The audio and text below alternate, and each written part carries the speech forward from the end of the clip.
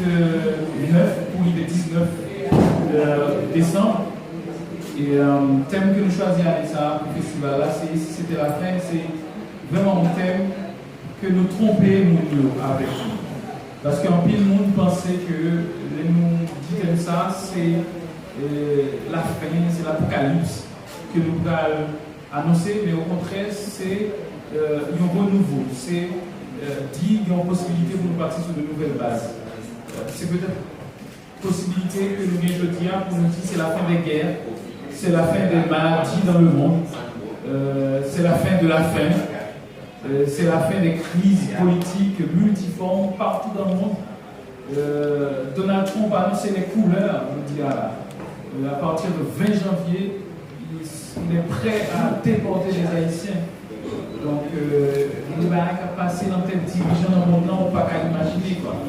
En Ukraine, il a proposé le président ukrainien Zelensky pour lui enrôler petit jeune garçon, piponné à 16 ans. C'est-à-dire, en Europe, ils sont prêts à envoyer au front des adolescents, des jeunes de 16 ans, à faire la guerre. Donc, c'est ça qui a fait dans le monde, je dis là. Donc, il va être passé dans le Proche-Orient que nous ne pas comprendre du tout. Et c'est justement ça que Théâtre a le milieu de fait. Théâtre, par exemple, le théâtre de l'absurde, il prend naissance parce qu'il y a une incommunicabilité. Nous n'avons pas qu'arriver à parler. Ou comme dit l'expression dirigeant, par contre, qui ça peut dire ou l'autre. Et justement, ne par contre, qui ça peut dire ou l'autre, ou bien recours à la violence. C'est ça les armes gagnent. Et c'est justement nous-mêmes, en tant qu'artistes, nous disposons l'autre arme, une arme de construction massive, qui c'est l'art, la création, le théâtre en particulier. Et c'est peut-être ça que nous créons le festival à ça. Enfin, nous créons édition ça autour de thématiques ça, qui nous dit que nous-mêmes en tant qu'artistes, nous disposons de nos âmes, qui c'est la parole, qui c'est la création, et nous voulons parler pour nous dire ça nous réellement pensé. À travers différentes créations, il y a un théâtre qui prend naissance au niveau du Moyen-Orient, qui c'est théâtre Wajdi Mouawad, Incendie par exemple, qui sont textes qu'il écrit, vraiment raconter crise et guerre qu'on est au niveau de la Palestine, et ça fait en pile mal, il y a en pile famille qui déchirait. Wajdi Mouawad par exemple, c'est un témoin de ça, en ce sens que lui al vive Montréal. Il courait, il allait Montréal, tout petit monde. Maman il allait en France, et puis papa lui-même, il était au niveau de Palestine pour capable continuer le travail et ben fournir à manger. Et Wajdi Mouawad, à partir de cela, il a inventé un théâtre qui a su parler au monde. Et justement, je dis à Wajdi est un artiste incontournable. Moi, je l'appelle le Michael Jackson du théâtre francophone. C'est vraiment quelqu'un de très très important pour le théâtre et qui arrive à proposer des textes très très forts. Pas qu'on lit et ouais, et ça. Dernière pièce qui racine carrée du verbe être, mais image seulement pour montrer comment le texte là lui-même est assez poignant. Et c'est ça nous avons essayé de proposer dans le festival de théâtre en Anissa. Vivre, parler de guerre et de tout ça qui a passé dans le monde. Plusieurs artistes sont invités à présenter leur travail. Stéphanie François travaillera sur un texte de Claudine Galia. Ça ne passe pas. Rina a 3 chapeaux. Elle travaille sur la solitude des champs de coton et de Bernard-Marie Coltès avec Agnès Noël. Et puis elle propose justement un atelier de formation autour de juste la fin du monde et de Jean-Luc Lagarde. Son pièce exceptionnelle que vous aimez en pile, que vous lisez et que vous gardez en lecture avec Comédie Française là. Et d'ailleurs, mon film d'ailleurs, qui fait tout que moi et tout, c'est un texte exceptionnel et que jeune qui l'a atelier a bien chance pour travailler à Nissa. Sylvie Laurent Bruxelles, notre ami, avec qui je la secoue un peu dans le travail, mais qui est une artiste exceptionnelle et quelqu'un qui a un cœur mais grand et qui est là avec nous cette année pour la 9e édition du festival. Elle sera sur le projet ABCD ou Ange, etc. de Philippe Violenti, un très bon ami de la brigade. Et c'est pour ça que j'ai souligné dans les derniers mots de mon texte, on va continuer à travailler, à faire du théâtre masqué, à visage découvert. On va continuer à parler. Et même si on est obligé de mettre un masque pour dire la parole, même si on est obligé de porter un masque parce qu'on a peur de regarder les gens les yeux dans les yeux, mais on va continuer à faire du théâtre pour parler aux gens. Et puis, Vanessa Jeudi, qui présentera le concert de clôture du festival à Quartier Latin le 19, le jeudi 19, à 1000 gouttes. Les tickets sont disponibles à partir de cette semaine et l'affiche, peut-être demain, on va la diffuser et on va remercier justement nos partenaires, l'Organisation internationale de la francophonie, la Fondation Connaissance et Liberté Focale, Aquaviva Production, Institut français en Haïti, American Jewish World Service, AJWS.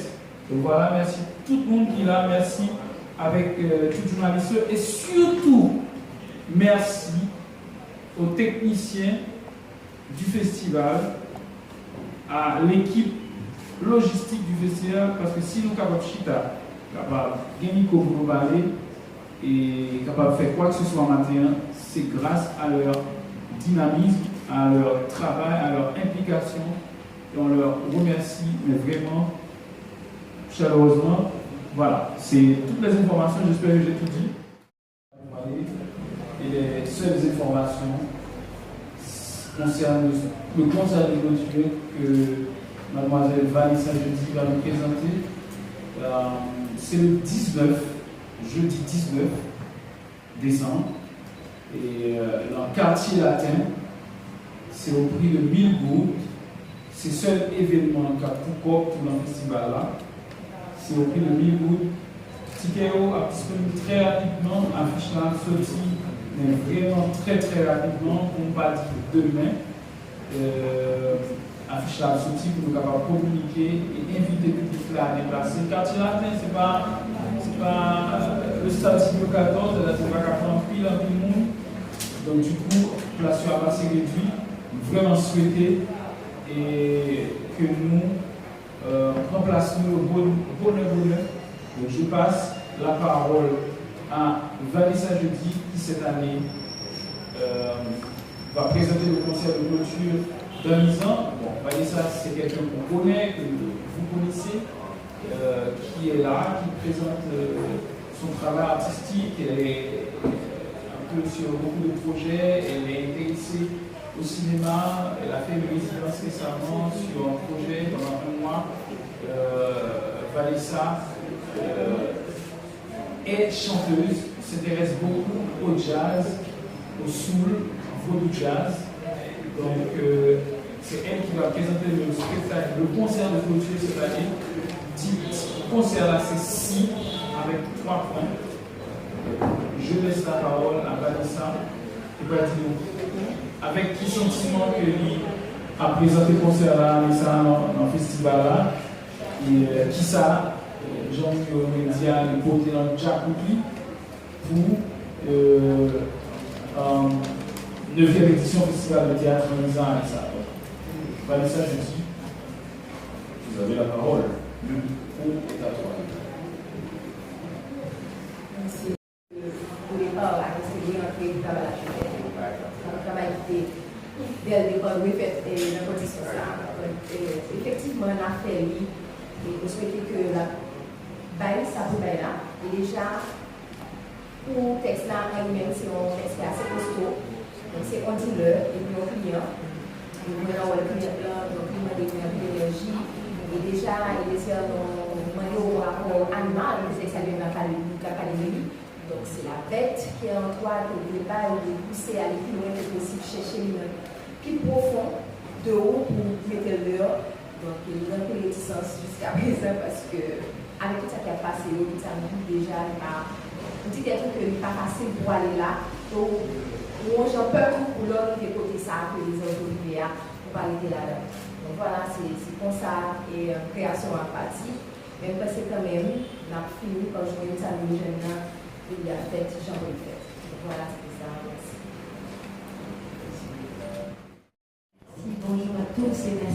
festival en disant bien sûr de l'accueillir.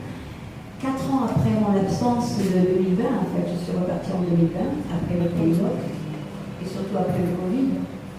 Déjà, là, il y avait déjà des reports de avion. Il y avait déjà ça, donc ça ne surprend pas trop là qu'on puisse ne pas repartir comme c'était prévu en décembre, mais seulement en février pour l'instant. Mais je m'en accommode, et puis je m'en accommode joyeusement, c'est-à-dire que je suis à fond ici, et donc dans le travail de recherche, parce que la pièce, comme il dit, de ABCD ou Ange, etc., de Philippe Violanti, c'est une recherche permanente en fait, pour essayer de trouver le bon rythme et surtout de savoir comment on peut raccrocher aussi le ballon avec l'histoire d'ici. Mais je vais vous faire un tout petit, un petit descriptif de Philippe, on a parlé un petit peu, comme quoi il était en coproduction, mais Philippe, il a fondé Aquaviva, c'est une association, une agence d'ingénierie culturelle qui a vu le jour en 1992, et il intègre le conseil d'administration de l'éco-théâtre aussi. Il devient président de l'association en 2003, et il évolue dans le secteur d'activité de soutien au spectacle vivant. Ça c'est très important parce que c'est ce qu'il fait un petit peu avec, cette année avec nous. Il a toujours été en lien avec Pierre Debauche et Guy Parigot lorsqu'il travaillait au Centre dramatique national de Limoges, puis à la Maison de la culture de Rennes. C'est important parce qu'il a quand même des bases plutôt administratrices, mais il gagne tout doucement le terrain de l'autre côté en fait, de la caméra. Il est directeur artistique des accroches-cœurs aussi de 2010 à 2015. Dans lequel cadre Eliezer avec la BITH et puis les amis avec le spectacle du cercueil a pu faire ce festival, et c'est comme ça que Eliezer a rencontré Philippe finalement. Oui, on s'était rencontrés la première fois en 2013. En 2012, parce qu'on était à Aurillac, au festival, il était venu nous voir. C'est comme ça, il a dit oh, c'est intéressant ce qu'ils sont en train de faire. Et il nous a invités à ce festival à Rochefort en 2013. Et puis après, on s'est recroisés en 2015 pendant qu'on était à Calais pour les libertés de séjour et à Alger, justement, je crois, pour cette résidence d'un mois autour de Beckett et de le cercueil. On avait fait un stage avec Pierre Debauche autour de Beckett.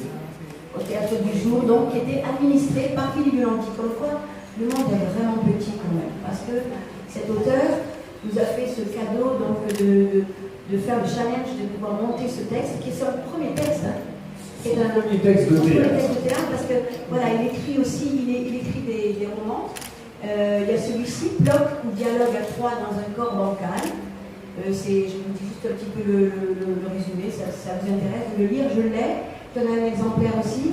Malheureusement, l'auteur devait venir avec tout plein d'exemplaires, mais ce sera pour une prochaine fois. Bloc et sa patte folle depuis l'enfance, habité par deux consciences aussi avisées que délurées, reçoit un jour sans raison apparente de la mystérieuse amie de grosses sommes d'argent à mettre de côté. Malgré lui, et peut-être pas, dans un monde à la Prévert, Audiard et quelques autres, entre candeur, folie proche et violence en embuscade, Bloc part à la recherche de cette amie sur la trace d'une galerie de personnages insolites et colorés et de quelques fantômes du passé. Et quand on lit son livre et qu'on travaille sa pièce, il y a vraiment un langage propre à lui. Enfin, je retrouve de plein d'expressions qu'il a mis dans la pièce. C'est intéressant de voir que la langue d'écriture, en fait, elle est accrochée à la personne, bien sûr, que ce soit du roman, qu'il écrive du roman, qu'il écrive du théâtre, et peut-être des nouvelles aussi. Je crois qu'il écrit des nouvelles aussi. Voilà, donc pour le descriptif un petit peu de Philippe, ce qui est très rare quand même, et ce qui est magique avec Eliezer, c'est qu'on a pu répéter en amont, en faisant des lectures, en visio. Moi j'étais encore à Agen, Jenny, Déridon, Youyou, Kenny, et Eliezer étaient en ligne ici, chacun dans son coin, ou peut-être une fois ensemble, je ne sais plus. En tout cas, on a pu déjà lire, essayer de comprendre toutes les structures de la langue d'écriture de Philippe, et puis faire comment dire, des parallèles avec, il y a des expressions carrément qui n'étaient pas du tout utilisées ici, mais qu'on a essayé de changer en français toujours, mais qu'elles soient audibles dans le texte. Pour parler un petit peu du travail de l'ABC, en fait c'est une pièce un peu folle quand même qui décrit l'urgence. Qui décrit l'urgence de faire un spectacle en 3 jours. Donc ça c'est déjà le gros thème, et ça rappelle cette urgence qu'il y a ici même. Regardez, on a eu 15 jours d'interruption de travail, de répétition, mais l'urgence elle est toujours là, elle est encore plus là. Et ça raconte ça, c'est-à-dire ça raconte le débat sans limite de ces personnages qui, certains sont comédiens, la direction elle n'est pas du tout metteur en scène, mais elle va faire en sorte d'appliquer ce rôle qu'on lui a donné, et ça va créer des conflits, parce que s'il n'y a pas de conflit, il n'y a pas de théâtre. Et c'était très, très intéressant de voir que chacun de nous avons notre phrasé, notre lenteur, notre rapidité, notre énergie dans nos voix, dans nos corps, et toutes ces énergies mélangées font que on va essayer de raconter au mieux vraiment cette pièce que Philippe nous a écrite. Alors après, le talent du metteur en scène aussi, c'est d'adapter la situation de la pièce à la situation du pays. Au départ, on avait une lecture de 2 heures. 2 heures. Oui. On avait vraiment un travail de 2 heures. On a dit, c'est pas possible. On ne peut pas faire une pièce de 2 heures à Port-au-Prince, c'est pas possible. Donc on réduit, on en est à 1h30-25. On voudrait arriver un petit peu à 1h10. À 1h10. Ce serait l'idéal. Mais pour ça, il faut travailler, il faut essayer de trouver ce rythme-là. C'est pas simple, parce qu'on est tous plus ou moins aussi accaparés. Il y a le festival juste avant vous, le festival Catchemin. Donc il y a doubles étiquettes. Déridon, il est à la fois régisseur, il est à la fois comédien. C'est pas simple, mais ça se fait. La preuve, on est là. Et on espère que tout va se faire comme on a envie que ça se passe dans les 15 premiers jours à Paris. Les 15 premiers jours. Bien sûr. Voilà. En tout cas, merci de venir voir ce spectacle. Alors, je sais pas, on le joue 2 fois finalement. On le joue 2 fois, mais on va dévoiler les dates et. Voilà. Parce que 2 fois, ça veut dire 2 fois 70 personnes. Il faudra sûrement réserver, sûrement, parce qu'il y a quand même une jauge toujours, malheureusement, limitée par rapport au lieu où on sera. Que ce soit ici ou que ce soit à l'Institut français, il y aura une jauge. Et je ne sais pas quoi dire. Moi, je suis très heureuse de faire toujours le lien avec votre pays que j'appelle mon pays de cœur, puisque c'est le pays de ma fille, Cathy, Laurent Pourcel, qui devait venir et qui devait repartir le 11 février, le 11 novembre. Et heureusement qu'elle n'est pas venue, parce qu'elle aurait été bloquée, plus que bloquée. Mais bon, elle a beaucoup de travail, heureusement, en France en tant que danseuse contemporaine. Donc voilà, merci encore de m'accueillir, vraiment. Et puis je suis vraiment heureuse de défendre cette partition-là, la partition de ABCD. C'est une première, et pour l'auteur, qui va voir jouer sa pièce pour la première fois. Je pense qu'il a dédié aussi cette pièce en France par un autre metteur en scène, donc ça va être encore plus intéressant de comparer comment 2 équipes, 2 pays peuvent défendre la même partition. Ça, c'est quelque chose que je trouve à chaque fois magique, et j'espère qu'on aura l'occasion même de se rencontrer avec notre équipe. Qui sait? On ne sait jamais. En tout cas, merci. Compositrice, auteur, et sans plaisir pour moi, c'est l'équipe festival là qui a invité Vanessa à faire concert de clôture. Et je veux vraiment remercier l'équipe technique qui va accompagner nous dans le concert. Concernant les si qui c'est un concert pour témoigner, justement pour Stéphanie, qui témoignait la fin et renouvellement. Parce que dernier temps, avec crise multidimensionnelle là, ou bien sensation que on perdit l'espoir qui a traîné sous le visage, on perdit l'espoir qui a traîné sous gens nous porter quoi nous ou bien gens nous réfléchir entre nous. Mais si côté on étincelle, si son concert qui a une prétention côté on étincelle, qui son conseil qui a prétention pour lui reprendre parole sans groupe, mais une prétention que mon changement va venir dans le jour à venir. Et dans la manière, Lina Small qui dit, pour un monde dit que les sont artistes, pour lui parler de ce qui va passer dans l'entourage dans le Tambal. Bon, moi je connais le créole. Et concert, c'est un concert qui non seulement a articulé de musique, vaudou et jazz, sous ça qui a passé journée jeudi dans le monde, mais particulièrement en Haïti, avec tout ça que nous connaissons déjà. Mais en même temps, c'est un concert qui ouvre les portes sur l'avenir et qui baille possibilité pour nous-mêmes, jeunes en Haïti, possibilité pour nous qui sont dans la génération après nous, possibilité pour une génération avant, pas dit chaque jour dans la bataille pour moyen. Donc, l'ouvrir porte sur l'avenir, c'est un porte qui l'ouvre, qui vous dit qu'il y a une lumière qui a venu et la lumière, ça n'est pas loin là. Moi, je vraiment espérer tout ça qui t'a émané le concert, c'est le bagage qui est possible. Donc, concert-ci, c'est un concert qui dit joie là et que demain matin, nous avons un Haïti qui est meilleur. Merci. Merci.